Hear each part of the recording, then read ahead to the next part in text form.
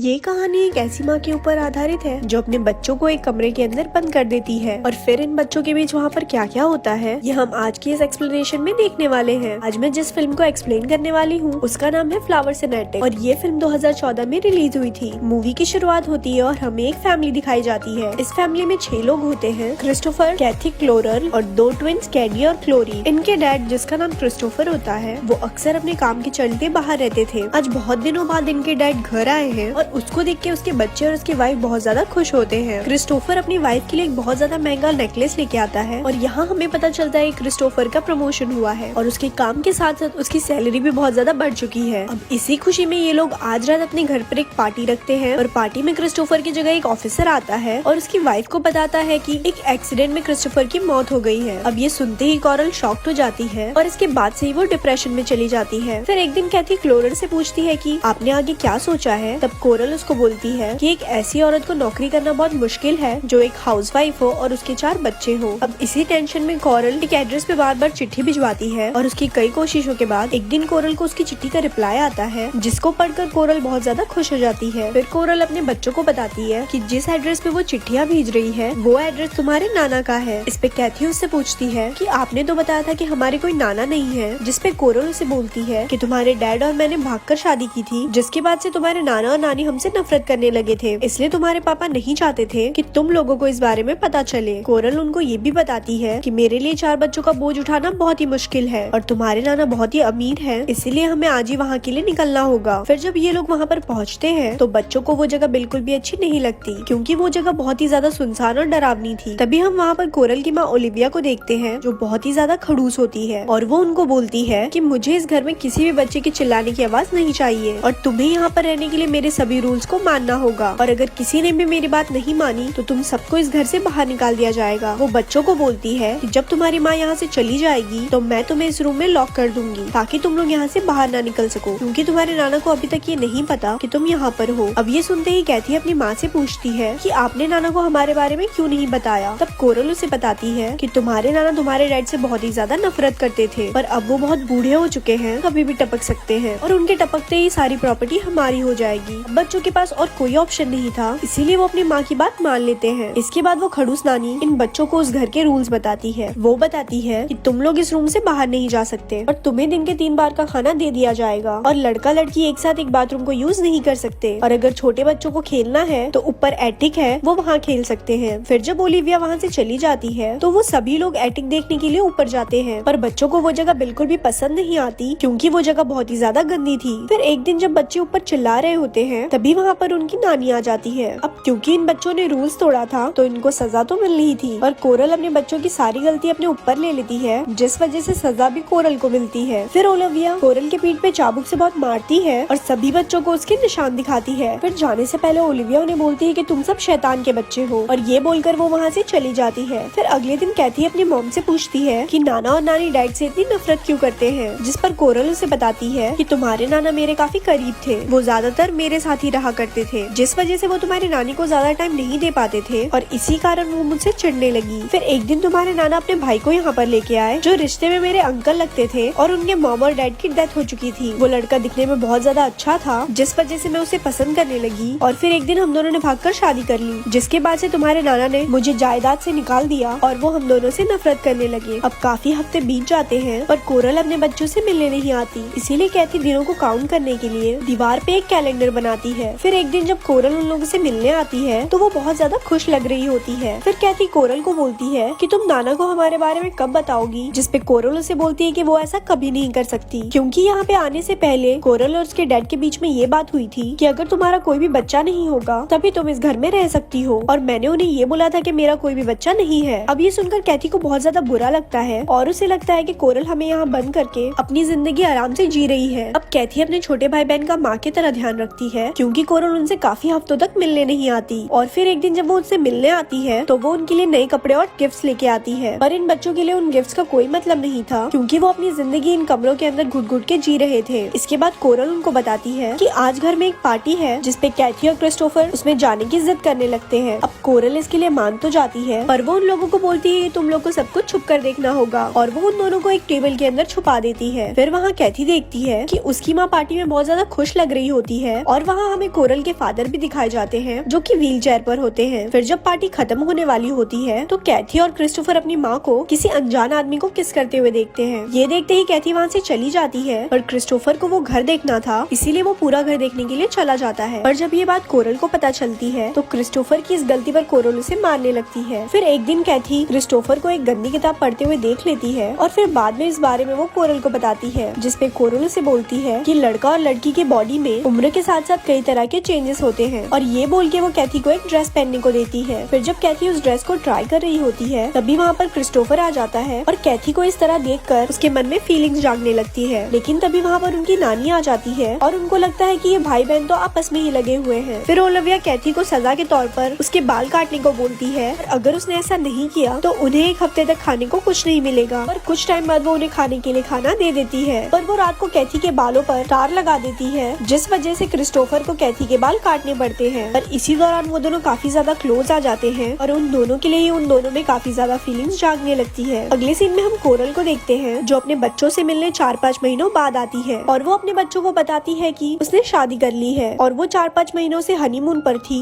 जिस वजह से वो उनसे मिलने नहीं आ पाई। अब ये सुनकर क्रिस्टोफर और कैथी को बहुत ज्यादा गुस्सा आता है, और वो इस बात के लिए कोरल के ऊपर भड़कने लगते हैं। और कोरल उनको शांत करने के लिए ओलिविया के हाथों उनके लिए डोनट्स भिजवाती है। फिर अगले सीन में हम क्रिस्टोफर को देखते हैं बहुत ही चालाकी से ओलिविया से उस कमरे की चाबी की प्रिंट एक साबुन में ले लेता है, और ये लोग यहाँ से बहुत सारा पैसा चुरा कर यहाँ से भागने का प्लान बनाते हैं, और इसके लिए ये लोग रोज घर में चोरी करना शुरू कर देते हैं। फिर एक दिन इनको चोरी करते हुए एक किताब मिलती है जिसमें घपाघप करने की सारी पोजीशन बनी होती है। अब उस किताब को पढ़ के इन दोनों में फीलिंग्स जागने लगती है, और वो दोनों वहीं पर ही घपाघप करना शुरू कर देते हैं। फिर अगले दिन हम उनके छोटे भाई कैरी को देखते हैं जो बहुत ज्यादा बीमार होता है, जिसके बाद कोरल ना चाहते हुए भी उसको हॉस्पिटल लेके जाती है। फिर कुछ दिनों बाद कोरल उनको वहाँ आकर बताती है कि कैरी को फूड पॉइजनिंग थी, जिस वजह से उसकी डेथ हो गई। अब इसके बाद से हम देखते हैं कि इन सभी की तबीयत धीरे धीरे खराब होना शुरू हो जाती है, पर ये लोग इतना पैसा तो इकट्ठा कर लेते हैं कि यहाँ से भाग पाए, और आज ही ये लोग ब्रेकफास्ट के बाद यहाँ से भागने का प्लान बनाते हैं। पर तभी वहाँ पर कोडी उन्हें बताती है कि इस चूहे की मौत हो गई है, और ये चूहा वही डोनट खा रहा था जो उस दिन उनकी मॉम ने भिजवाए थे। अब ये सब देखकर हम व्यूअर्स को पता चलता है कि इनकी मॉमी अपने बच्चों को मरवाना चाहती है ताकि वो अपनी बाकी की जिंदगी अपने नए हस्बैंड के साथ आराम से जी सके। फिर थोड़ी देर बाद वहाँ पे ओलिविया आ जाती है, जिसको देखकर वो तीनों बच्चे वहाँ से भागने लगते हैं। ओलिविया इन लोगों को रोकने की कोशिश करती है, पर ये लोग वहाँ की लाइट्स बंद कर देते हैं, क्योंकि ये लोगों को पता था कि ओलिविया को अंधेरे से बहुत डर लगता है। अब ओलिविया अंधेरे से बहुत ज्यादा घबरा जाती है, और वो उन लोगों से रिक्वेस्ट करती है कि प्लीज ऐसा मत करो। इस पे क्रिस्टोफर उसे बोलता है कि तुम तो हमें मारने वाली थी, जिसपे ओलिविया उन्हें बताती है कि डोनट्स में जहर मिलाने का प्लान तुम्हारी माँ का था। पर ये बात सुन के उन लोगों को कोई फर्क नहीं पड़ता, क्योंकि उनके लिए उनकी माँ पहले से ही मर चुकी थी। फिर वो तीनों ऊपर से एक रस्सी फेंक कर नीचे आ जाते हैं, और वहाँ से भागकर एक ट्रेन में चढ़ जाते हैं। और इसी के साथ ही ये फिल्म यहीं पर ही खत्म हो जाती है। ऐसे ही और स्टोरी सुनने के लिए हमारे पेज को लाइक करें। धन्यवाद।